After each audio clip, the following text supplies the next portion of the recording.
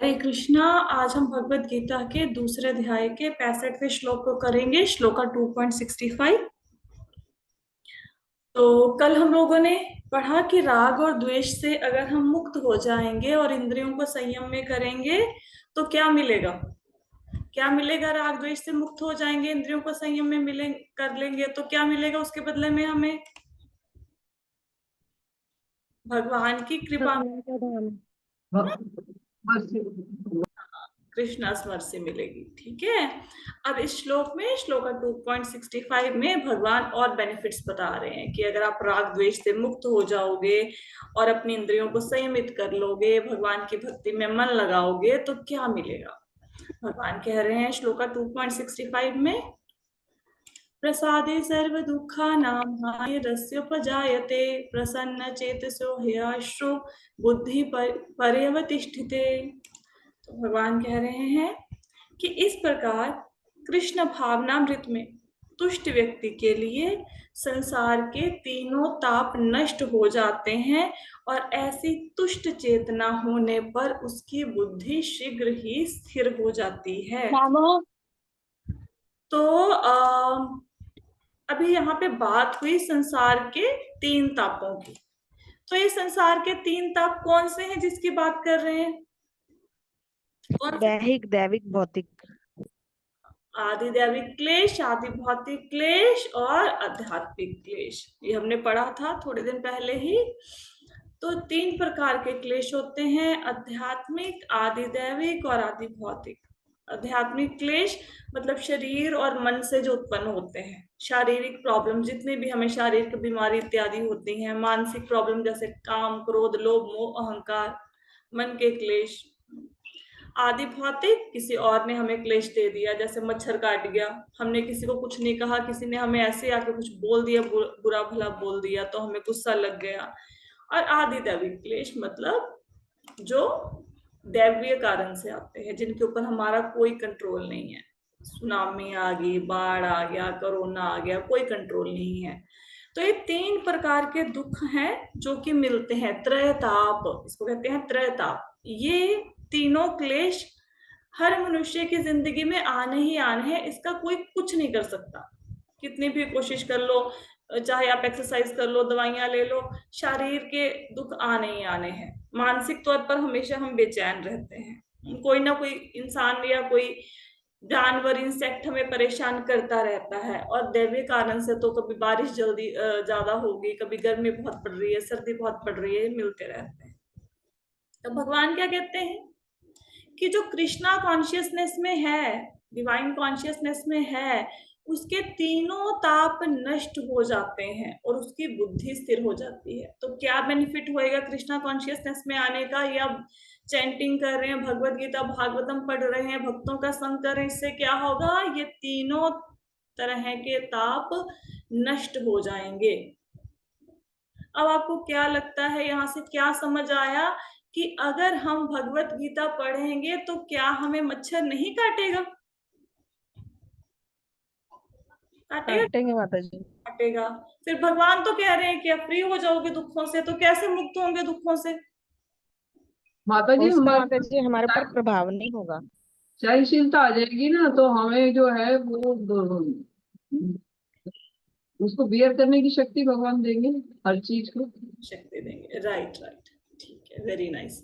तो अगर किसी ने नहीं बोलने का मन है तो चैट बॉक्स में भी लिख के आंसर दे सकते हैं। ठीक है। तो जो भगवत गीता है, ये हमारा जीवन के प्रति नजरिया चेंज करती है, दृष्टिकोण चेंज कर देती है, हमारे कॉन्शियसनेस को चेंज कर देती है। जैसे सपोज आपने यहाँ तक कहीं दूर जाना है, आपने यहाँ से दिल्ली तक जाना है। अब पूरे रास्ते में क्या है? पत्थर ही पत्थर है, पत्थर ही पत्थर, सड़क बनी नहीं हुई है। तो आप सड़क तो नहीं बना सकते ना, ना ही सरकार को बोल सकते हो कि कल मुझे दिल्ली जाना है, मेरे आने तक सारी सड़क बना के रखना, ऐसा तो नहीं होगा ना। आप क्या कर सकते हो? अगर हमें कहीं पे जाना है, रास्ते में पत्थर हैं, तो सड़क तो नहीं बन सकती, लेकिन अपने पैर में चप्पल तो पहन सकते हैं।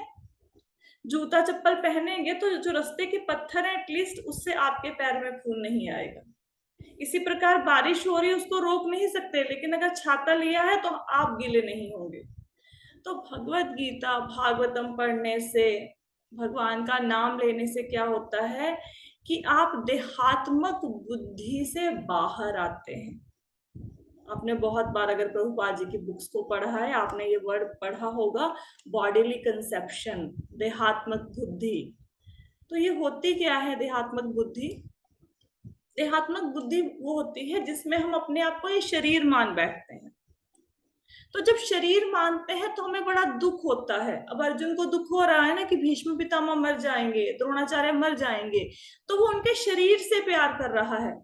लेकिन भगवान क्या समझाते हैं कि शरीर तो मरेगा ही एक दिन, शरीर तो खत्म होगा, वो तो जड़ है, आत्मा कभी नहीं मरती। तो देहात्मक बुद्धि उसको कहते हैं। अगर किसी व्यक्ति को ये लगता है कि मैं ये शरीर हूं, मैं आत्मा नहीं हूं, तो वो इसमें वो देहात्मक बुद्धि में है। और एक्चुअल में हम क्या है? हम आत्मा है। अगर ये हमारे मन में आ जाएगा तो धीरे धीरे धीरे धीरे हम उस स्तर पर आ जाएंगे कि दुख तो होंगे जीवन में, लेकिन हमें प्रभावित नहीं करेंगे। जैसे कई बार आपने ये देखा होगा, बच्चे मैच देखते हैं या वीडियो गेम देखते हैं, आपने देखा होगा जिनका इंटरेस्ट है, या घर में बड़े भी देखते हैं। तो जब वो मैच देख रहे हैं या वीडियो गेम से खेल रहे हैं, तो कई बार ऐसा होता है कि बहुत ज्यादा समय हो गया है ना, मैच देखते देखते 4 घंटे बीत गए, लेकिन भूख नहीं लग रही है ना, और फिर बुलाना पड़ता है कि समय हो गया है, लंच कर लो या डिनर कर लो, लेकिन उनको भूख प्यास का पता नहीं लगता।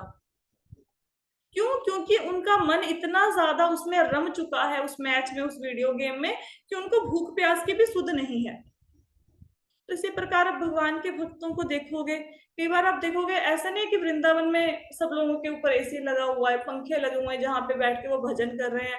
आप देखोगे बहुत ज्यादा गर्मी पड़ती है वृंदावन में, यहाँ से बहुत ज्यादा, जिन शहरों में हम रहते हैं उनसे बहुत ज्यादा गर्मी पड़ती होगी, लेकिन फिर भी वो लोग आनंदित हैं। गर्मी में पंखा नहीं है, कुछ नहीं है, कोई हवा नहीं चल रही, फिर भी वो माला जप रहे हैं, चैंटिंग कर रहे हैं।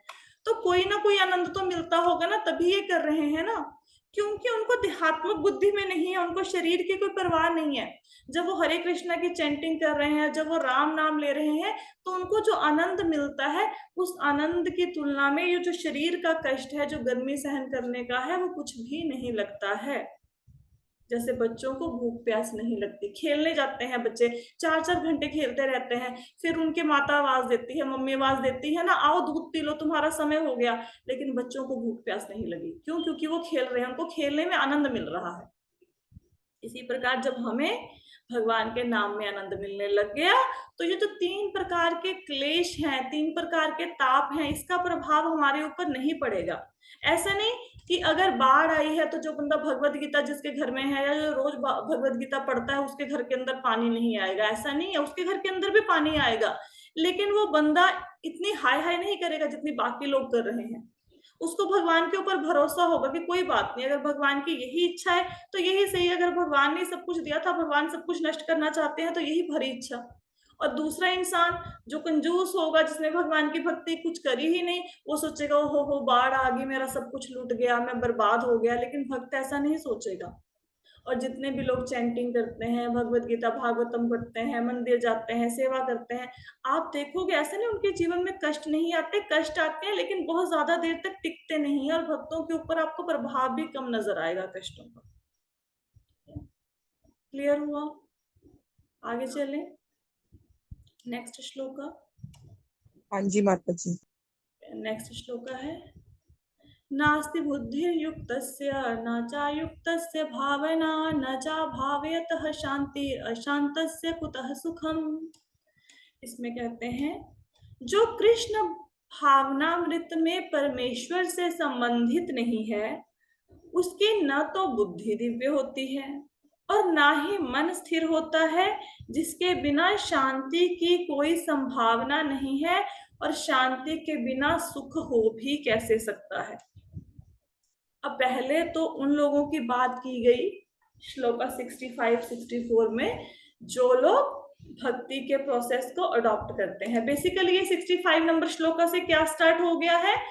65 नंबर श्लोका से स्थित प्रज्ञा के रिगार्डिंग, जो अर्जुन ने चौथा प्रश्न पूछा था कि स्थित प्रज्ञा अपनी सेंसेस को एंगेज कैसे करता है, कहाँ लगाता है अपने सेंसेस को, उसका आंसर मिल रहा है ये।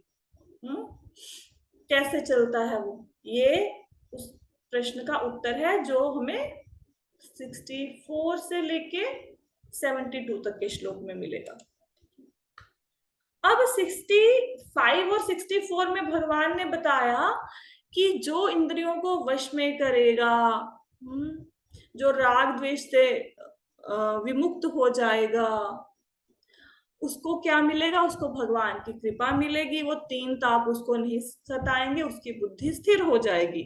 लेकिन जो ऐसा नहीं करेंगे उनके साथ क्या होगा? वो तो एडवांटेजेस हो गए, जो 64 65 में बताया वो तो बेनिफिट्स हो गए। अब जो ऐसा नहीं करेंगे उनके लिए नुकसान क्या होगा? कहते जो कृष्णा कॉन्शियसनेस को अडॉप्ट नहीं करेंगे, जो भगवान की भक्ति नहीं करेंगे, ना तो उनकी बुद्धि दिव्य होगी, ना उनका मन स्टेबल होगा, ना उनको कभी शांति मिलेगी, और जब शांति ही नहीं तो सुख कैसे मिलेगा? कष्ट भोगेगा। अब देखो, कष्ट भोगेगा। अब देखो, हमें शांति क्यों नहीं मिल रही? हम सुखी होना चाहते हैं। सुखी कब होंगे? सुखी तब होंगे जब शांति मिलेगी। अगर कोई व्यक्ति शांत नहीं है तो वो सुखी कैसे हो सकता है? जो सुखी है वो शांत होगा ना। हम शांत क्यों नहीं है? क्योंकि इच्छाएं हमारा पीछा ही नहीं छोड़ रही। एक इच्छा पूरी होती है, दूसरी इच्छा खड़ी हो जाती है, दूसरी इच्छा पूरी होती है, तीसरी इच्छा खड़ी हो जाती है। और इच्छाओं का मतलब सिर्फ ऐसे डिजायर नहीं कि हमें धन चाहिए या हमें कोई मटेरियलिस्टिक चीजें चाहिए, घर गाड़ी बंगला चाहिए, ये इच्छाएं नहीं है। बहुत हिडन डिजायर्स हैं। कोई मुझे रिस्पेक्ट दे, मैंने किसी काम को किया, कोई उसको रिकॉग्नाइज करे, कोई मेरी निंदा ना करे, जो घर वाले हैं वो मेरे कहने पर चले, मेरे अकॉर्डिंग चले, जो मेरे बच्चे हैं वो मेरा कहना माने। राइट, मैं सड़क पे जा रहा हूं, सारी ट्रैफिक खाली हो जाए, अगर मैंने रेड लाइट क्रॉस कर दी, ट्रैफिक पुलिस वाला मेरे को देखे ही ना, मैं बच के निकल जाऊं। छोटी छोटी इच्छाएं। या फिर वो मुझसे आगे क्यों निकल रहा है, मैं तो आगे बढ़ नहीं पाया, वो भी नीचे आ जाए। ये इच्छाएं है ना छोटी छोटी। जब तक ये इच्छाएं खत्म नहीं होंगी तब तक शांति मिलेगी कैसे? शांति तो नहीं मिलेगी, क्योंकि इच्छाओं की एक विशेषता है कि जैसे ही एक कंप्लीट होती है उसकी जगह कोई नई इच्छा ले लेती है। किसी को घर चाहिए, घर बन गया, अब वो सोचेगा घर के आगे गाड़ी भी खड़ी हो। अब गाड़ी आ गई, अब सोच रहा है पड़ोसियों की गाड़ी तो मेरी गाड़ी से बड़ी है, मेरे पास इससे बड़ी होनी चाहिए। अब बड़ी गाड़ी ले ली, अब वो वाला घर छोटा लगने लग गया, अब इससे बड़ा घर चाहिए। इच्छाएं कभी खत्म नहीं होती, और जब तक इच्छाएं खत्म नहीं होती तब तक शांति नहीं मिलेगी। अब इच्छाओं को तो खत्म किया नहीं जा सकता, जब तक जीवन है इच्छाओं को तो खत्म नहीं ना कर सकते। फिर क्या करें?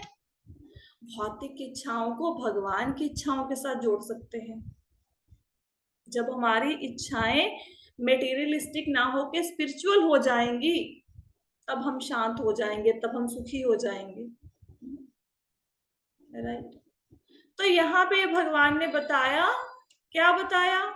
कि जो भक्ति के मार्ग पर नहीं चलेगा, कृष्णा कॉन्शियसनेस में नहीं आएगा, उसको सुख नहीं मिलेगा, शांति नहीं मिलेगी, स्थिरता नहीं मिलेगी, दिव्य ज्ञान नहीं मिलेगा।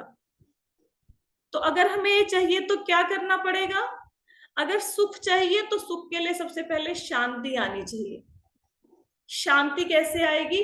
अगर हमारी बुद्धि स्थिर है, अगर हम पूरा दिन कंफ्यूज होकर घूमते रहते हैं, पूरा दिन हमें समझ ही नहीं आता कि इस समय हमें भोजन बनाना चाहिए, या हमें कपड़े धोने चाहिए, या बर्तन साफ करने चाहिए, या घर के काम छोड़ के ऑफिस में बैठ जाना चाहिए, या ऑफिस अब मैं बिजनेस कर रहा हूँ, मुझे बिजनेस छोड़ के नौकरी कर लेनी चाहिए, नौकरी छोड़ के मुझे बिजनेस कर लेना चाहिए, मुझे कितने काम में कितना समय लगाना चाहिए। अगर मैं पूरा दिन कंफ्यूज ही हूँ, फिर कहाँ सुख और शांति आएगी? कंफ्यूज बंदे को कभी शांति आती है जिसकी बुद्धि स्थिर नहीं है?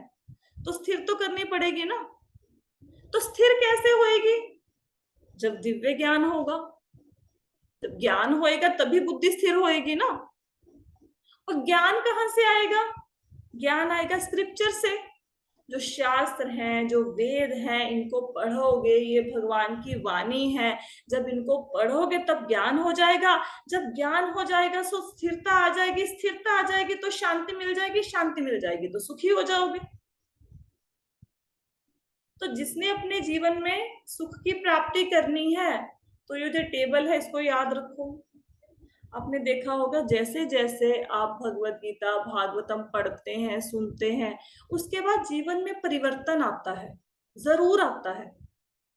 आप लोग जो इतने लोग भगवत गीता सुन रहे हो, आप में से किसी की अनुभूति है कि हमें आज हमारा 26 सेशन है भगवत गीता का, किसी को जीवन में जो पुराने सुन रहे हैं वो नहीं, चलो पुरानों का तो पुराना एक्सपीरियंस होता है, किसी ने नया ज्वाइन किया है भगवत गीता की क्लासेस को, कुछ चेंजेस लगी जीवन में?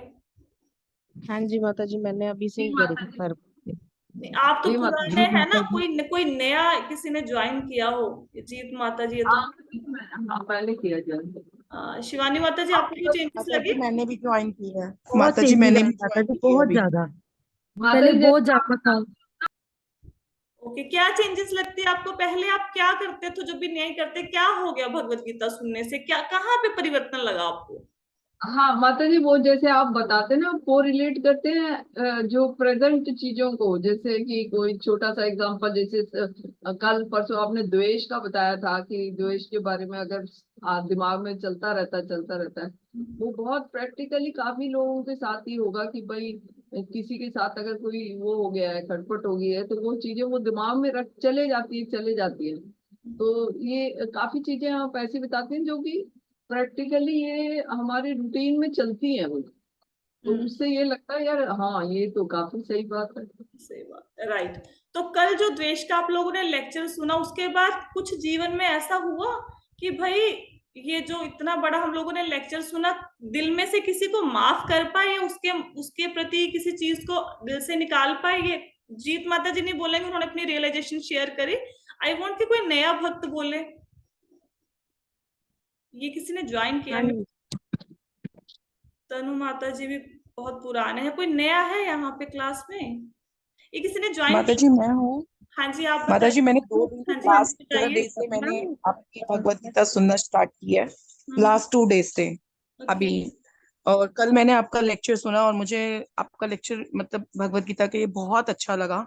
जैसे आपने सास बहू का और इन सब का बताया था, काफी ऐसे है। मेरी एक फ्रेंड है जिसके मैं बारे में काफी सोचती थी, क्योंकि उससे मैं उसकी जो वर्ड्स थे मेरे माइंड में घूमते रहते थे। बट कल जब मैंने ये लेक्चर सुना, मैंने रियलिटी में अंदर से रियलाइज किया कि मुझे छोड़ देना चाहिए उसको। और मैंने आपका लेक्चर सुनने के बाद मैंने उसके बारे में शायद कल लेक्चर सुनने के बाद से सोचना कम कर दिया। कम क्या मतलब, मेरा खत्म ही हो गया काफी हद तक, कि मेरे को उसके बारे में सोचना ही नहीं है। वो जो कर रहे थे, जो उसने मेरे बारे में अपवर्ड्स मतलब जो वर्ड्स बोले थे गलत, वो मुझे नहीं अब उसके बारे में या उस पर्सन के बारे में नहीं सोचना। तो मुझे आपका सेशन बहुत अच्छा लगा। मेरा सेकंड डे है। तो राइट, वेरी नाइस। सच में आप बहुत अच्छी क्लास लेते हैं और प्रैक्टिकली बातें समझाते हैं काफी अच्छे से। थैंक यू सो मच माता जी। थैंक यू सो मच माता जी फॉर शेयरिंग। ये देखो, अभी ना मैंने क्यों बोला कि कोई नया भक्त शेयर करे। देखो कुछ लोग तो ऐसे, उनको 3 साल हो गए जुड़े हुए, वो तो सुने जा रहे। अब 3 साल से तो कोई कमरा गंदा पड़ा है, झाड़ू लगाओगे वो क्लीन होगा ही ना। मैं चाहती थी कोई नया भक्त जिसने अभी अभी ज्वाइन किया हो। अब ये देखो, इस पूरे टेबल को देखो। अब इन्होंने क्या किया, अनिरुद्ध जी के नाम पे जिन्होंने ज्वाइन किया, जिन्होंने अभी रियलाइजेशन शेयर करी, उन्होंने ये स्क्रिप्चर पे आए। स्क्रिप्चर पे आए का मतलब क्या है? उन्होंने ये भगवत गीता सुनी, पढ़ी नहीं लेकिन सुनी। कैसे सुनी? लेक्चर में सुनी। अब ये स्क्रिप्चर है, अब ये मेरी वाणी नहीं है जो मैं बोल रही हूँ, ये मेरी वर्डिंग नहीं है, ये भगवान की वाणी है। उसको सुना तो इनको दिव्य ज्ञान हो गया। दिव्य ज्ञान हो गया तो मन में स्थिरता आ गई कि भाई मेरा किसी से द्वेष चल रहा है, मुझे नहीं, मुझे अब खत्म करना है, मेरे मानसिक शांति भंग हो रही है। जैसे ही उस क्लेश को मन से निकाला, शांति आ गई। शांति आ गई तो ये सुखी हो गए। वेरी प्रैक्टिकल ना? तो this is very practical shloka. अगर आप चैंटिंग करते हैं, भगवत गीता भागवतम सुनते हैं, तो इससे आप सुखी हो जाएंगे। एक्चुअली लोगों को पता क्या लगता है कि मुझे सुखी होना, मुझे क्या करना चाहिए? लोग सोचते हैं मुझे सुखी होना है, सबसे पहले ना मुझे जल्दी उठ जाना चाहिए। ठीक है, फिर जल्दी उठ के क्या करोगे जी? मुझे सैर कर लेनी चाहिए। फिर क्या करोगे? मुझे एक्सरसाइज कर लेनी चाहिए, इससे मेरी बॉडी फिट रहेगी। ठीक है, फिर क्या करोगे? फिर जल्दी से घर का काम निपटा लेना चाहिए। बहुत बढ़िया जी, घर का काम निपट गया, अब सब चले गए, घर से चले गए, चलो ऑफिस वाला ऑफिस टाइम पे पहुंच गया, वो तो बेचारा काम करेगा। अब सारे काम करके आप वेले हो गए। अब क्या करना चाहिए? अब मुझे सीरियल देखना चाहिए, अब मुझे सो जाना चाहिए। तो ये कैसा सुख है भाई? ये कोई सुख थोड़ा ना है, तो सुख नहीं है। ये एक दूसरी एग्जाम्पल, कोई इंसान सोचेगा सुख क्या है, सुबह 11 बजे बिस्तर से उठो आराम से, कुछ नहीं लेना देना दुनियादारी से, बहुत पैसा पड़ा है, क्या कमाने की जरूरत है, तो क्या ये सुख है? ये भी सुख नहीं है, ये दोनों ही सुख नहीं है। सुख तो वो है कि बंदे के मन में बात आए कि मुझे सुबह जल्दी उठना है, क्यों जल्दी से नहाना है, क्यों भगवान की मंगला आरती अटेंड करनी है। अच्छा, बहुत सारे लोगों के मन में होगा मंगला आरती अटेंड करनी है भगवान की, होगा ना, और कर नहीं पाते होंगे क्योंकि मंदिर दूर है। किसी के मन में ऐसा भाव आता है कि मंगला आरती जो सुबह 4:30 हाँ बजे जी, होती है, आती है ना, हाँ जी, आता है, आता है। तो क्या करो मंगला आरती। और भी किसी के मन में आता है, चैट बॉक्स में लिख के तो बताओ, कम से कम बोल नहीं सकते यस नो। जी माता जी, जी माता जी। आता है माता जी मैं तो वो ऑनलाइन कर लेती हूँ हाँ, जब तो बंद क्या रहता है। करोगे, देखो भगवान के चित्र में, भगवान के नाम में, भगवान के धाम में, भगवान की जो आपकी व्हाट्सएप पे फोटो लगी है उसमें, भगवान की जो यूट्यूब पे फोटो लगी है उसमें कोई अंतर नहीं है, कोई भेद नहीं है। ये हमारे यहाँ पे होता है मेटीरियलिस्टिक वर्ल्ड में कि अगर मेरा समोसा खाने का मन कर रहा है, तो अगर मैं मन में बोलूं समोसा समोसा समोसा, तो मेरी तृप्ति नहीं होगी जब तक मैं समोसा खा नहीं लूंगी। तो प्रैक्टिकल समोसे में और जो मन में सोचा समोसा, उसमें अंतर है, लेकिन आध्यात्मिक जगत में ऐसा नहीं होता। आध्यात्मिक जगत में भगवान के नाम रूप धाम लीला गुण, उसमें कोई अंतर नहीं है। तो जो आप मंगला आरती मंदिर जाके अटेंड करते हैं, अगर आपका मन है अटेंड करने का और आप नहीं अटेंड कर पा रहे, तो स्मार्टफोन तो सबके पास है ना, तो स्मार्टफोन खोलिए और भगवान के दर्शन कीजिए। और आपको पता है जो मंगला आरती स्मार्टफोन पे आप देखेंगे ऑनलाइन, उसमें एग्जैक्टली क्लियर पिक्चर भगवान की नजर आती है, बिल्कुल पास से। मतलब आप कभी वृंदावन की आप आरती अटेंड करें, ये मंगला आरती, मतलब आपको लगेगा मैं बिल्कुल कृष्णा के बिल्कुल साथ में खड़ी हूँ, इतने क्लियर कट। आपको देखना होगा ना राधा रानी जी ने आज कौन से झुमके डाले हैं, कौन से कलर के वस्त्र पहने हैं, उनकी अंगूठी के नग का कलर क्या है, एग्जैक्टली आपको क्लियर नजर आएगा। तो घर बैठ के अटेंड करो ना। अब बोलोगे वो तो 4:30 होती है, मैं तो 5:30 उठता हूँ, तो भाई 5:30 कर लो, क्या फर्क पड़ता है। 5:30 यूट्यूब पे तो ये थोड़ा ना कि अभी देख सकते हो बाद में देख लो, लेकिन कुछ तो अपने मतलब अंदर नियम लेके आओ ना, कुछ तो नियम लेके आओ। प्रभुपाद जी की आप बुक्स पढ़ लो, आप भक्ति रसामृत सिंधु पढ़ लो, आप धार्मिक ग्रंथों को पढ़ लो, सब जगह पे एक चीज आपको लिखी हुई मिलेगी कि जो सुबह जल्दी नहीं उठ सकते वो कृष्णा की प्राप्ति तो भूल जाओ, भूल जाओ कृष्णा मिलेंगे। जो सुबह जल्दी नहीं उठ सकता उसको कृष्णा नहीं मिल सकते। और इस लाइन को बड़ा बड़ा लिख के दरवाजे पे लगा लो कि मुझे कृष्णा चाहिए, तो बाकी सब चीजें तो बाद की हैं, ये इंद्रिय संयम राग द्वेष इसको तो साइड पे कर दो, सबसे पहले तो सुबह उठना जरूरी है। तो सुबह उठने के लिए अलार्म कौन सा लगाओगे, कितने बजे का अलार्म लगाओगे बताओ? 4 बजे। ऐसे 4 बजे का अलार्म लगाओगे? सुबह अगर उठना है आपने जल्दी, तो रात को अलार्म लगाओ 9 बजे का, 10 बजे का, क्योंकि अगर आप रात को सोए नहीं टाइम पे, तो सुबह 4 बजे कैसे उठेंगे। तो सही बात। रात का अलार्म सेट करो। रात का अलार्म कितने बजे का? 10 बजे का, कि अलार्म बज गया, मुझे सोना है। जो रात को 10 बजे सोएंगे वो सुबह 4 बजे उठेंगे, जो रात को 12 बजे सोएंगे वो नहीं 4 बजे उठेंगे, उनके लिए बहुत कठिन है। आप तो कई बार ही बताते हो कि 1:30 बजे सो रहे हो फिर आप उठ रहे हो। अरे भाई, आप मेरे से मत पूछिए, आप पता है क्या, हाँ? आप भी मैं तो बताती बताते हूँ हो। हाँ, मैं अपनी बात बताती हूँ। देखो मैं ऐसे मैं कोई साधु संत नहीं हूँ, लेकिन ऐसा होता है कि जब आप अपने सिर पे कोई जिम्मेवारी लेते हो, तो वो जिम्मेवारी आप ऐसे नहीं लेते हो कि मेरे अंदर बड़ा दम है, मैंने ये बड़ा काम कर देना है। अब इस्कॉन में इतना बड़ा मंदिर बना, आप देखा कभी लुधियाना का मंदिर देखे, इतने एकड़ों में फैला हुआ है। अब जिनको वो जिम्मेवारी दी गई, जब वो जिम्मेदारी दी गई होगी, वो करोड़ों का, मेरे ख्याल से 20-30 करोड़ के ऊपर का प्रोजेक्ट है वो, ऐसा थोड़ा ना उनके जेब में 30 करोड़ रुपया था फिर मंदिर बनना शुरू हुआ, नहीं। उन्होंने जिम्मेवारी ली, फिर भगवान ने व्यवस्था कर दी, फिर फंड की व्यवस्था कर दी, लेबर की व्यवस्था कर दी, कैसा सामान खरीदना है, कैसा लगाना है, वो बुद्धि सारी दे दी। तो जब भी आप कोई रिस्पॉन्सिबिलिटी लेंगे भगवान की सेवा की, भगवान आपको समर्था देंगे, भगवान आपको शक्ति देंगे। भगवान अकेली सेवा नहीं देते, भगवान साथ में समर्था भी देते हैं, कैपेबिलिटी भी देते हैं उस सेवा को करने की।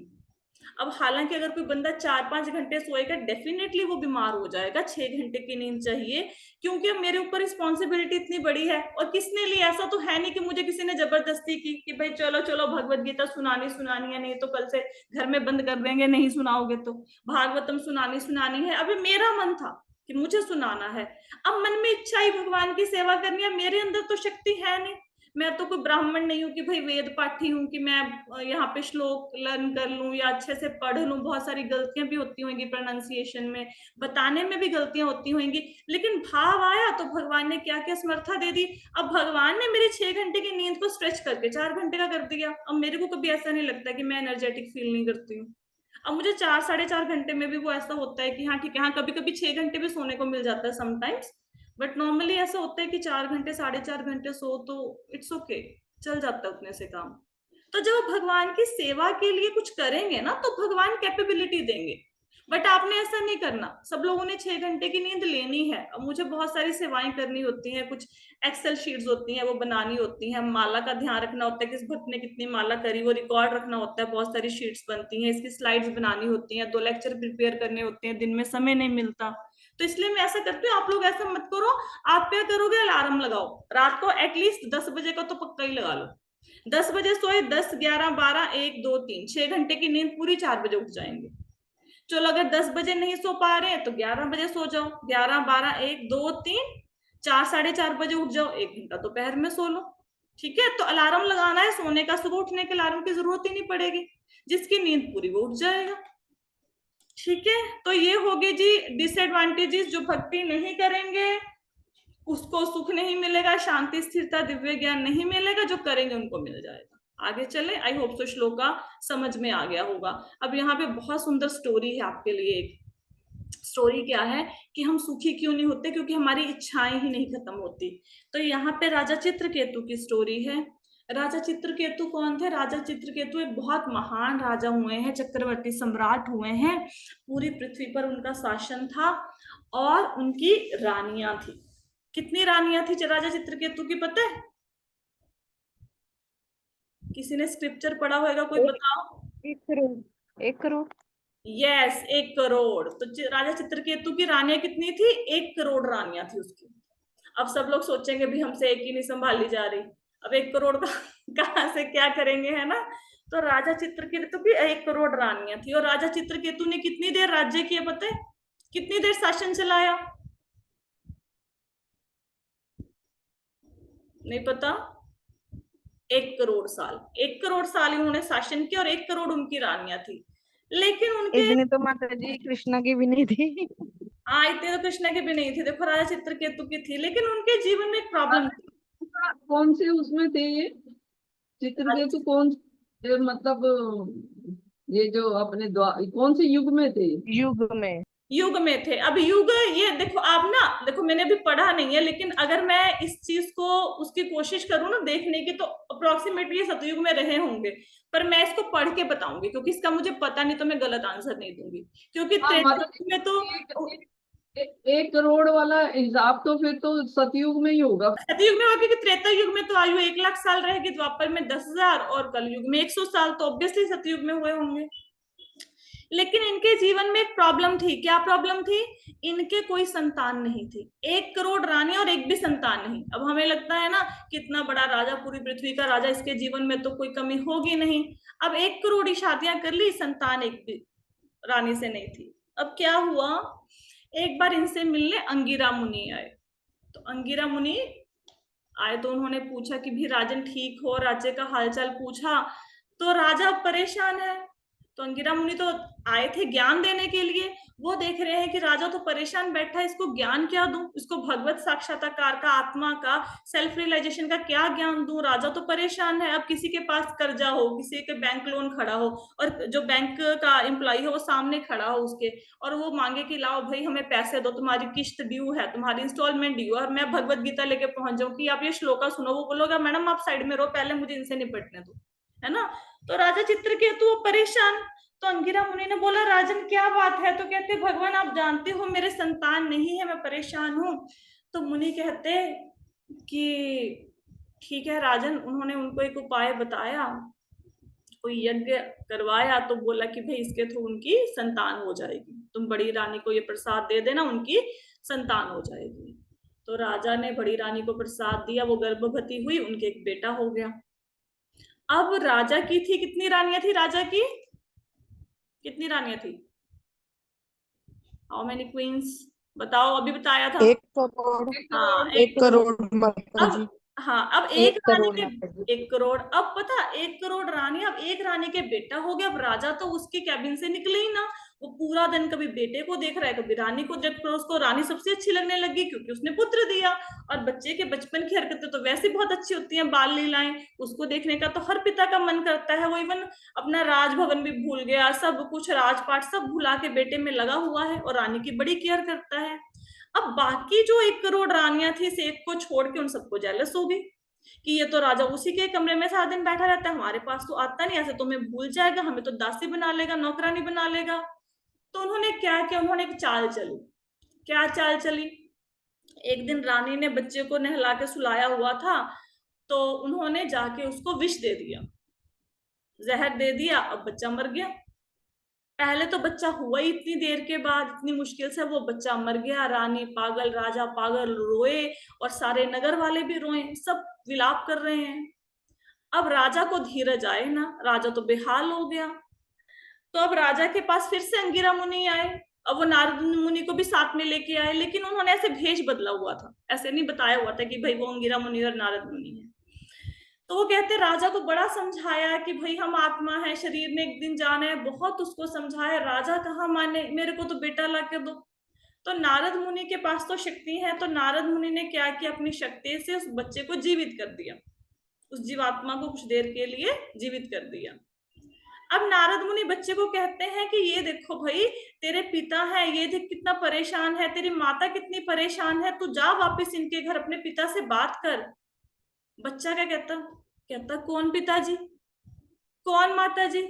कहता मेरे करोड़ों जन्म हो चुके हैं, मैं कभी शेर का बच्चा था, कभी बाघ का था, कभी देवता का था, कभी राक्षस का था, कभी मनुष्य का था, कितने मेरे पिताजी हो गए, मुझे तो याद ही नहीं है कब मेरे पिताजी थे, मुझे याद ही नहीं, मेरा किसी से क्या किसी के साथ क्या रिलेशनशिप है, अब मैं आगे की अपनी जर्नी पे जा रहा हूँ। तो जब राजा चित्रकेतु ने ये सुना, उनकी तो आंखें खुल गई कि मैं ऐसे पगला हुआ फिरता हूँ, 1 करोड़ शादियां कर ली बच्चे के चक्कर में, और इतनी जीवन मैंने व्यतीत कर दिया, पुत्र मोह में फंस के मैं पागल हो गया। लेकिन सच्चाई तो ये है कि जब हमारी मृत्यु, और सपोज हमारे सामने आज हमारे पिछले जन्म का कोई पति लाके सामने रख दे, या बच्चे खड़ा कर दे कि ये तुम्हारे पिछले जन्म का पति है, तो क्या हम एक्सेप्ट कर पाएंगे? कैसा भी लाके खड़ा, हम कैसे एक्सेप्ट कर लेंगे? वो पिछले जन्म में था, हम तो भूल गए, है ना। तो जीती जी चीजें हमें दुख देती हैं, मृत्यु के पश्चात किसी को थोड़ा ना याद रहता है कौन सा रिलेशनशिप। तो फिर नारद मुनि और अंगिरा मुनि ने राजा को ज्ञान दिया, फिर राजा ने भक्ति करी, कुछ दिनों के लिए ही करी, उनको भगवान के दर्शन हुए, उनको फिर सेल्फ रियलाइजेशन हुआ, और उसके बाद यही चित्रकेतु राजा आगे जाके वृत्तासुर बने। और वृत्तासुर की कहानी बहुत लंबी है, वो अब इस कथा में सुनाएंगे ना फिर बहुत टाइम हो जाएगा, इस स्टोरी को किसी और समय पे कंटिन्यू करेंगे। बहुत ही सुंदर स्टोरी है वृत्तासुर की, बहुत ही बढ़िया, आप सुनेंगे बहुत ही आपको आनंद आएगा। तो जब राजा चित्रकेतु की इच्छाएं, जो राजा चक्रवर्ती सम्राट 1 करोड़ साल तक राज्य किया, उसकी इच्छाएं खत्म नहीं हो रही, हम तो एक पत्नी, एक पति, 2 बच्चे, छोटे सा घर, छोटी सी गाड़ी, है ना, हमारी इच्छाएं कैसे खत्म होंगी? एक इसका मात्र साधन है भगवान की भक्ति। भगवान की भक्ति करते जाएंगे, आपको इच्छाएं खत्म नहीं करनी पड़ेंगी, इच्छाएं अपने आप खत्म हो जाएंगी, तो करनी नहीं पड़ेंगे। अगर हमें लगे ना हम अपने दम पे इच्छाओं को खत्म कर लेंगे, दैट इज नॉट पॉसिबल, वो तो पॉसिबल नहीं है। इच्छाएं तो ऐसे रहेंगी जब तक जिंदगी है, ठीक है। आगे अब हमें ऐसा लगता है कि हमें भक्ति करनी है, तो भक्ति के लिए मतलब वैराग्य होना जरूरी है। अच्छा, माता जी ने बोला है इच्छाएं खत्म होनी चाहिए, मतलब मैं हरे कृष्ण महामंत्र तब जपूं जब मुझे वैराग्य आ जाए, जब मैं शुद्ध हो जाऊं, जब मेरे मन में क्रोध, काम, ये सब खत्म हो जाए, अहंकार, तब मुझे भक्ति करनी चाहिए। ऐसा नहीं है, भक्ति इंडिपेंडेंट है, भक्ति किसी की मोहताज नहीं है, भक्ति के लिए वैराग्य नहीं चाहिए। आप भक्ति करो, वैराग्य बाय डिफॉल्ट आपके पास आ जाएगा। अगर हम सोचेंगे ना एक दिन, अब अगर मैं ही सोचूं, अब मेरे अंदर 100 तरह की बुराइयां होंगी, काम, क्रोध, लोभ, मोह, अहंकार, जो ये एग्जांपल्स मैं देती हूँ वो मेरे लिए हैं, आपको थोड़ा ना सुना रही हूँ, मैं तो खुद को सुनाती हूँ कि कई बार चीख चीख के खुद को चिल्लाने से, बोलने से, राग द्वेष खत्म करो, शायद मेरा खत्म हो जाए। ये आपके लिए नहीं है, ये मेरे लिए एग्जाम्पल्स है, खुद के लिए। अब मैं सोचूं कि एक दिन जब मेरा काम, क्रोध, लोभ, मोह, अहंकार सब खत्म हो जाएगा, मुझे वैराग्य आ जाएगा, तब मैं भगवत गीता की क्लास लगाऊंगी। ऐसा नहीं है। आप भक्ति शुरू करो, भगवान अपने आप वो पावर देंगे कि आपको वैराग्य आ जाएगा। भक्ति जिस हालत में हो उसी हालत में शुरू की जा सकती है, जिस अवस्था में हो, गर्मी, सर्दी, सुख, दुख, मंजे पे पड़े हैं, सही सलामत है, समय है नहीं है, बच्चों के बीच में फंसे हुए, बिल्कुल वेले हो, जिस अवस्था में हो भक्ति स्टार्ट करो। तो भक्ति का वैराग्य से कुछ लेना देना नहीं है। भक्ति करोगे, वैराग्य अपने आप आएगा, सुख, शांति, स्थिरता, ज्ञान सब आएंगे भक्ति से। तो आज तो एक ही श्लोक हो पाया, 2 हो पाए। तो आज का श्लोक सबको क्लियर हुआ? हाँ जी माता जी। ठीक है जी, कल हम नया श्लोक करेंगे। किसी का कोई प्रश्न रह गया हुआ तो मेरे को लिख के भेज देना, ठीक है? Thank you so much everyone for joining the session. Hare Krishna. Hare Hare Krishna. Krishna माता जी, दंडवत प्रणाम। धन्यवाद। हरे कृष्ण माता जी। हरे कृष्ण। हरे कृष्ण माता जी। हरे कृष्ण।